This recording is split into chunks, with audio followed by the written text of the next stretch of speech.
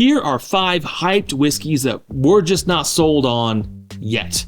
First hyped whiskey that we've drank about half the bottle, still not sold on one way or the other. Old Forester single barrel proof bourbon. Now I feel like we were even in a store. And not only was the sales guy super jazzed that they had more of these, a random excited man walked up to us with one of these under his arm, and he was just speaking gibberish. He was so excited that he was speaking Mandarin. The subject was perfectly ready to believe he'd learned Mandarin in 2 days. This is complete gibberish. This is 127.7 proof. And let's see if a little bit of time and air helps us make a decision about this highly hyped bottle of booze. It's like a cherry tart lemon pie. I can see a little bit of a Himalayan pink salt nose on this. I'm gonna say it. Still drinks hot. And I'm not saying that because it's 127 proof. Stop writing your comment. Love ton of whiskeys in this proof point range. I love whiskeys that are 145 proof. Okay, now shut your damn face. You go, that's not real. F you, it is real. This just drinks hot for being 127. It actually comes off a little vinegary to me. I think that's the same thing I'm talking about. Like, it's so hot your mouth's trying to figure out what it is. It's just, so you make yum yum sauce, but you put a little too much rice vinegar in it. Yeah. You get that rice vinegar tang and just sourness from it. If I get past all that late heat that comes in, what I'm talking about is not even a finish. It's just late heat. I feel like there's a really good bourbon in there. Maybe when they were stilling it, they didn't cut enough heads off of it, or I don't know what it is, but it's so close to being good. So close to selling me, but I don't want to have to add water to something to get a good pour. No, yeah, you're right. And now I'm getting like a dill pickle. You might have COVID. All right, moving on to the next one. Another hyped whiskey we're not quite sold on. Green River. This is actually a Bourbon Junkies pick. So this is Green River full proof. Had it a couple times. It's been growing on me, but I still have not really formed an opinion on it. Yeah. Green River's so hot right now in the community. Yeah. Let's try it. To me, this smells very sweet, which is so nice. I love a sweet smelling whiskey. I'm getting a lot of powdered sugar, almost like an elephant ear kind of a scent. And I love that. See, that's where you and we differed when we first opened the bottle, and we differ here again days later. To me, this is very earthy. This actually has farmy qualities and notes to it. Very soil, earthy, vegetative. Shit. If anything else, you were going like elephant ear, right? I could see some dough smells in there, but not the sugar. I'm not getting that. Yeah, no, you ruined it now, because now it tastes like dirty soap or smells like dirty soap. Irish Spring mixed with dick smell now, but it's still a good smell. I mean, it's what gets me in the shower. I get a little bit of cilantro-y, parsley taste. The nose, that vegetative nose, that farmy nose, comes across in the palate. It's like 119 proof parsley, 119 proof cilantro.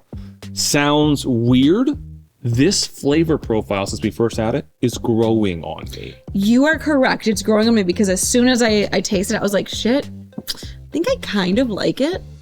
But what has turned me off is I really got this initial sweetness from it, from the nose.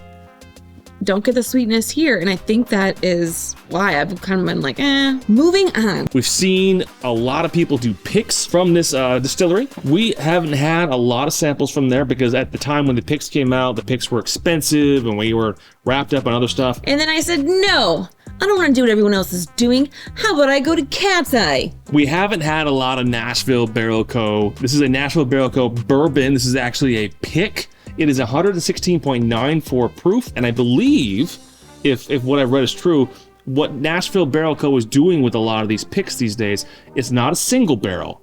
It's a small batch blend of bourbons that are 5 to 8 years old, and then maybe from there they put it into a single barrel. I don't know, but it's not a traditional single barrel. It is a blend first. This is really graham crackery marshmallow. I won't argue. It's a little two-dimensional. I would say you nailed it, and I would say way more graham cracker than marshmallow. graham cracker translates from nose to palate in a big way, in a very, very good way. Yeah. Beyond that, I'm struggling. What did I just say? 2D, okay? Remember your first three-dimensional movie? It was probably My Bloody Valentine, all right? Well, you think I was Harry Warden or something? Hey, Michael, check this out. This isn't bad. Could there be more? A decent little finish on it, but nothing to write home about. It is honestly a fantastic sipper if you just want something you can, like, I don't know, pours in the park. You want to walk around with something, sip on it. Yeah. You want to be able to talk through the finish. And it's a little bright too, to where you're like, okay, I'm energized. We actually picked up both these picks, I think, for $57. They're my same picks because the next bottle in this video is actually a Nashville Barrel Co. Rye, same situation. 100% worth $56. It is very good. I actually like this one. There should be more. I feel like there could be more to what is in this bottle and what the reputation is for this distillery. As promised, here's the other Nashville Barrel Co. bottle that we bought for $56.99. This is Nashville Barrel Co. Straight Rye Whiskey, cask strength at 115.58 proof. I'm getting a lot of marshmallow and a ton of rye smell, which is delightful with the marshmallow and the rye. I'm surprised the first note you didn't call it was citrus. Oh my gosh. I don't get none. Oh yeah, that is lemon, that is orange rind, that is just... All right, now that you say it, you know what though? Oh yeah. The patriarchy puts these thoughts in our minds, ladies. So I'm not allowed to give notes because I have a penis? Correct. That's delightful. Wow. Oof. That is really, really good. Oh my gosh. All right, that is a refreshing spearmint, and it just is like, it's so minty. It's so minty. It's like a 5 gum. And then coat that stick of gum in large granulated brown sugar. Do you remember 5 gum? I do remember 5 gum, yeah. I think it's still around. I don't look for gum because I have like the best breath. Well, let's not get hung up on your breath because I saw you eating tuna earlier and a lot of it. With onions and dill. It was too much tuna. I don't even like tuna, and it made me fly all the way over here from London. Why didn't you take the boat? Yeah, I thought you were gonna take a liner. So there's no job, and May I ask you a question? And I don't mean to be rude. Do you have f***ing memento disease? Because every 2 minutes, is there a job? There's no job. There's too much tuna. You're on a prank show. right. But this is impressive in that it's got No, it's this great. blend of spearmint and brown sugar. Are we on the bandwagon for this one?